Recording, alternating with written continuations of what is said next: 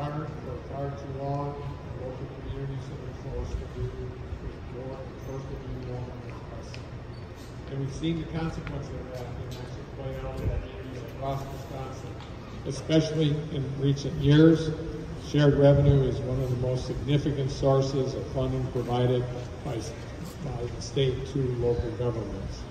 So with shared revenue being held stagnant for the last decade, local partners in every corner of the state have been forced to make impossible decisions about what essential services to fund, having to choose between paying for first responders, addressing PFAS, fixing the roads, and other critical priorities that affect health, safety, and well-being of Wisconsinites everywhere.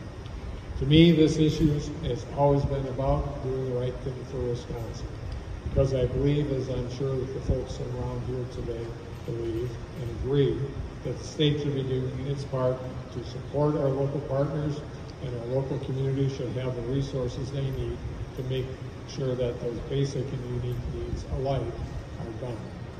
I've always said, much of the hard work that happens in our state happens at the local level, whether it's expanding affordable housing, repairing streets, ensuring clean parks and water, providing essential services like EMS, police, and fire, or supporting local libraries and public health. And I've also believed that supporting our local communities is an area where we could find common ground and bipartisan support. Well, folks, I was right, and you can see behind me today that we are correct. 2 weeks ago, I reached agreement with Republican leaders on major provisions of a shared revenue compromise, key portions of which I'm signing into law today. That will mean not only historic increases in support for our local communities, but historic investments in our kids and our schools across Wisconsin. So let's start with shared revenue. This historic compromise includes at least a 20% increase in support to most municipalities statewide. So what's that mean for communities in central Wisconsin? Stevens Point will see more than 25% increase in aid from the state. That means a total of more than $4 million to support local needs. City of Wausau will receive a nearly 30% increase, which means a total of over $5 million in aid from the state.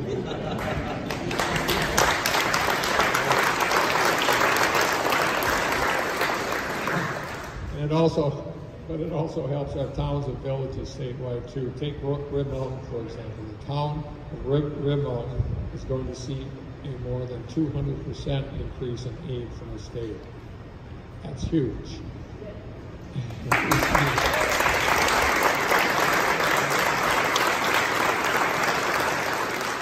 And the same is true for so many of other of our smaller communities across the state. Our towns, our villages, our municipalities aren't the only ones. Our counties will receive additional support from the state. Here in Marathon County, state aid will total more than $5 million, an increase of nearly 35%. I've always said much of this hard work happens in the state, happens at the local level. These historic increases will go a long way for our first responders and emergency response personnel who've been sounding the alarm for years about needing more resources to ensure the neighbors that they serve get help when they need it. Whether it's providing essential services like EMS, police and fire, repairing the streets, expanding affordable housing, ensuring kids and families have clean parks and water, addressing issues like PFAS, as Mayor Rosenberg is doing right here in Wausau, or supporting local libraries and public health today means our local partners might finally be able to make ends meet. To leave our state with a legacy of prosperity, we must fulfill our obligation to fund our communities. The future of our state, our economy, and our workforce depend on it. And yes, that does include ensuring economic solvency, stability, and success for the city of Milwaukee and Milwaukee County. Now let's talk about education, because we are not only providing historic investments in our local communities, I also secured $1 billion in spendable revenue for K-12 schools and education, which means we're finally going to get our schools much needed resources that can be used for our kids in our classrooms across Wisconsin.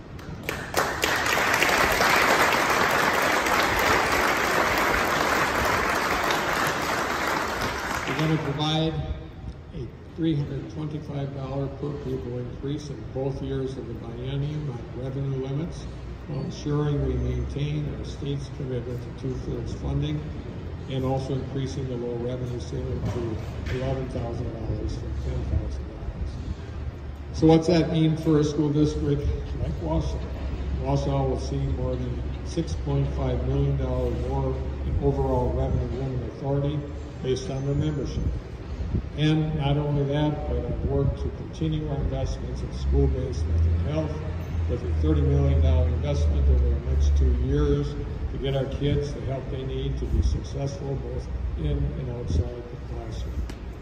And we're also setting aside $50 million aimed at helping improve literacy and reading outcomes for our kids statewide. So folks, here's the gist. This compromise is a big deal for our kids, our families, and our communities across our state. It's my job as governor to always work to do the right thing for the people and communities in the state, and this is the right thing for Wisconsin. So with that, it is my pleasure now to hand it over to Mayor Katie Rosenberg to say a few words. Katie?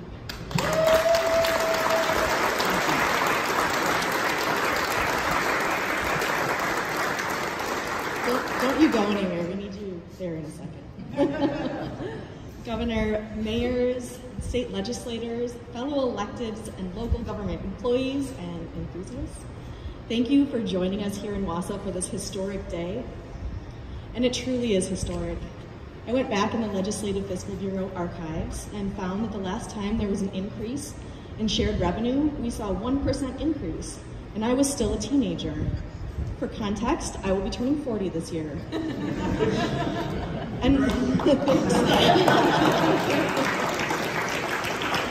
And from my own personal archives, in April 2021, I drove up to the Joint Finance Committee hearing that was held at the Rhinelander Hodag Dome to make one request, shore up shared revenue. At the time, I was asking for a 2% increase, which would have been an additional $81,000. We didn't get that 2% increase in 2021, but sometimes transformation takes time. And honestly, what we're about to do here today was worth the wait. In butterflies, we call the process of transformation metamorphosis, where the butterfly pupas literally break down their body tissues into blobs of goo inside hanging chrysalises before reforming their cellular makeup into wings and legs. I honestly don't know what they call this transformation in the Wisconsin legislature. But I know it goes through several phases, in and out of the governor's office, into the partisan caucuses, through committees, and eventually to the Assembly and Senate, where an exhausted kaleidoscope of legislative butterflies emerge at 3 a.m., lugging reams of paper, awaiting its final stages to be festooned by the governor's endorsement. And that's why we're here today. All of you little red and blue butterflies did it, despite what I assume were some truly grueling stages of AB 245's metamorphosis. I know the politics on this one were tough. It would have been easy to let partisan hackery win. And since I'm kind of in this science metaphor right now, I'm going to quote my favorite paleontologist, evolutionary biologist, and science philosopher and historian, Stephen Jay Gould, who said, "The dogmatist within is always worse than the enemy without." And I suppose it's possible you all have bouts scheduled for the next year, but for now, it truly appears that you've pulled together and shown citizens from Superior to Appleton to Waukesha to Milwaukee to Marinette to Wausau that we can, in fact, come together in an historic bipartisan fashion to fund critical services like public safety. And that's also why we're here today at our beautiful Fire Station 2 here in Wausau. This building was an investment that past city councils made to these services. They wanted to ensure that our firefighters had the right training opportunities and equipment to serve our community and save lives. However, that investment wasn't enough to support the team doing all of this work. Before last year, the City of Wausau's firefighting line staff hadn't seen an increase in my entire lifetime. That's despite the fact that Wausau firefighter paramedics are responding to more calls than ever. we've averaged a 3 to 6% increase in call volume across each of the last 10 years. Last year, Wausau Fire responded to 6,700 calls. This year, we're on pace to respond to a record-breaking 7,000 calls, 90% of which are EMS. And in the last 2 decades, we've had zero growth in state funding assistance. But last year, we got a huge break. Thanks to an aggressive move by our fire chief, Bob Bartek, Wausau was awarded a $3.1 million FEMA SAFER grant. And that means for the first time since the 1970s, we are adding a dozen new firefighter paramedics. We can finally almost staff our trucks each time they roll out. Yes.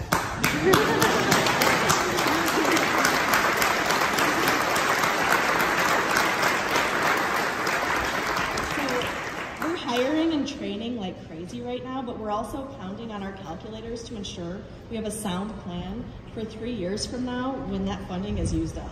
So this increase in shared revenue gives the city the flexibility to prioritize our most urgent needs. It will also serve our entire central Wisconsin region. We're surrounded by smaller part-time and volunteer departments. But when our neighbors in the surrounding towns and villages need us, we show up. Wausau is also the regional hazmat response team, so we respond to every corner of Marathon County, but also to our neighbors in Taylor County, Clark County, and other counties that rely on our expertise in times of emergency.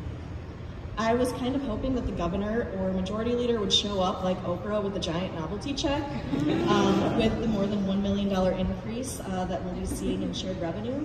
Wausau is penciled to get thanks to AB 245. And as the governor said, it's more than 29% increase over the last budget, and that's going to have a massive impact on our community. So with that, I am thrilled to introduce an inspirational legislator who works her tail off for the people of Wisconsin, State Senator LaTonya Johnson.